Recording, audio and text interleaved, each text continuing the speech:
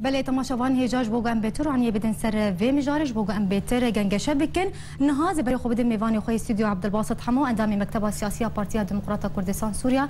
تبخير هاتي ماموستا تفدم ودخابر برس دبر خرابيا روشا روجافاي كردستاني تشد بيجي السيرفي بري هري تشتي روج باش سلام روج بوتا وتماشاوان هجا البته افتفدم یاجی پیادی بتایبدم بیشتر نجارا پیش ایریشی خالصر پارتی دموکراتی کردستان که انا کسی گلی کرد که اوانا داخویانیا گود دیار دید کرن افلاسا تفدمیا ما ترسينا كيا انه بروجانا توي خرد به برخدانا گلی کرد لهم بر کریاری پیادی سرینا طوینه بالتایبتی رو افجواتا مال کردستانی به مکتب سیاسی چونا ما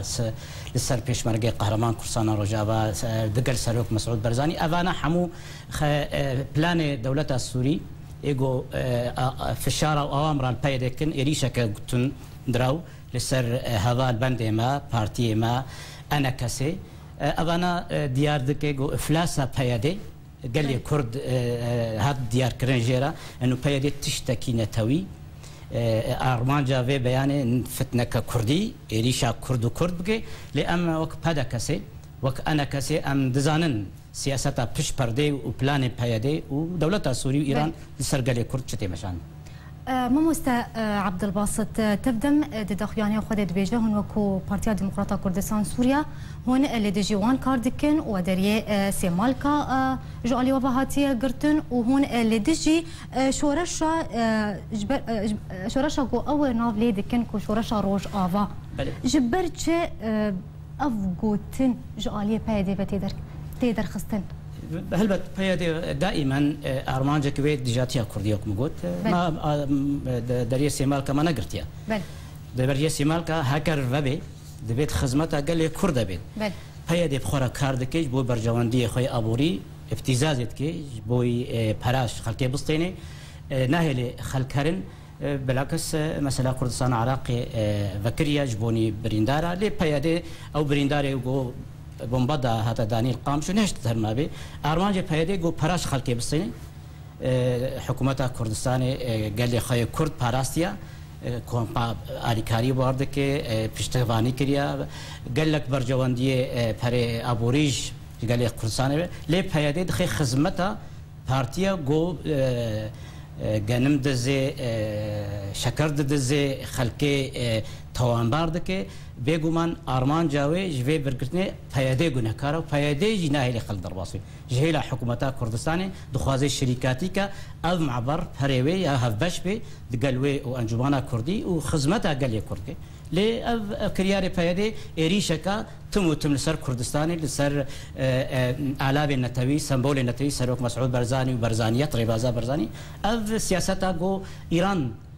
خوازه پیاده بشغلینه شل قنديل بقرا حتى هناك سليمانيه حتى بايده جو قاربن اف بروجان نتوي يا سروك مسعود برزاني دقل كردستان عراقي بهافرا جو دوسيا كردستان السوري كردستان عراقي بهافرا نجي البا خستيه برياري تشل امريكا تشروسيا اف الافن بايده جو بوا حسبك جبوني بلان دوزمنا دجي كردا بروي كجي از باورم قال كرد هايا وي ارمانجي فهم كريا بايده تشتكي نتويتنا داخويانيا واجي وقت ديار كر تشتكي كرديتي تنا روج آوا وما ديمقراطي خوينا شهيدا أم وكرد وقت كذا بجنا خوش هر كرد كيرا خوينا خود بر كرد كرسانيكا أم باراستنا وي كله خود كن جو خوينا وي دبر قضية وي دوزاي ده ليه بهذا خوينا كردا أرزان دكي دخازج بوي برجواندي خو أيديولوجيكي دبر أما ديمقراطي يا فضفاض جو براستي نال كوريا شب باكورهايا ونجي كامبوديا بوربوت ولو في إيريشة كريار ديجيتي ديجي كرداتك بربيه كيجي دماغو پیاده ویرا گاندنت که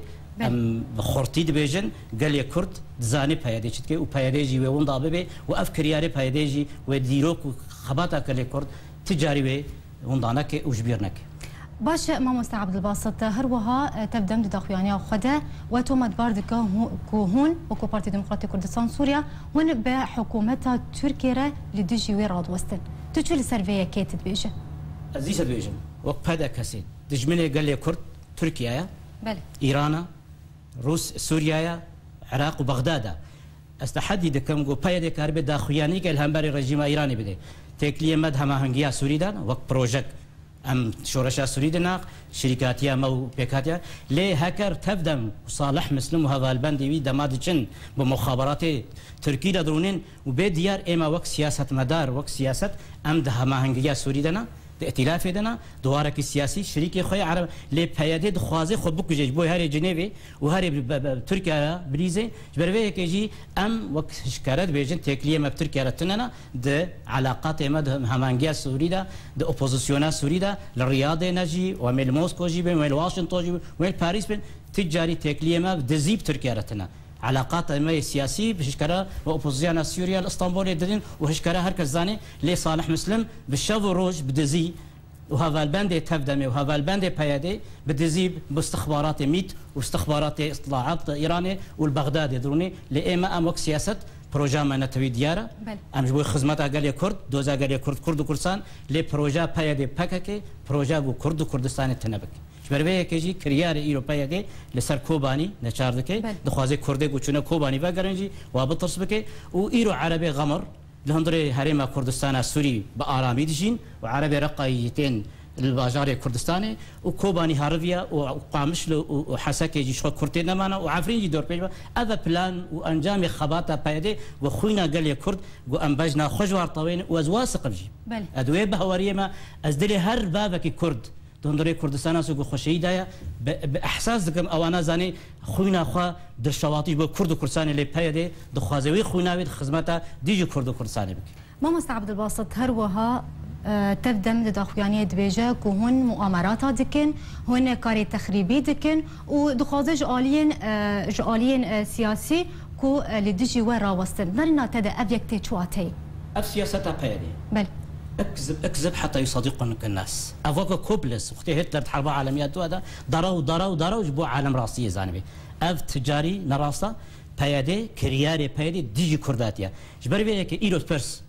انور ناصو عبد الرحمن ابو عبد الهلال عوجو هذا البند دي ابي خبات بصاله خبات كده مي خاصي بو كرد وكردستاني كي انا بايدي ودغري انا خدمتها كرد وكردستاني ونبسولوجي عبد الرحمن ابو كنت وخبات كاركي بخدي رول ودروش بود عفرين دا ايرو كوريوي دا جاريه دغري ونبسولو حتى يكي جو ديار كسي عقلي خوندا كريد خازم عسكريان هدف ارمانجا جوان كرد خورتي كرد بدنا كشتن بشنين عسكريه دبر الافن خدمتها اجنده بشار الاسد وآلاف عرب هذا دجبو خاك قال يا كردستان سوريا وك خاك وك ملت نمينه جبر بيك يجي بايدي تخيلي دزاني ان وك نچار كردستان روجاوا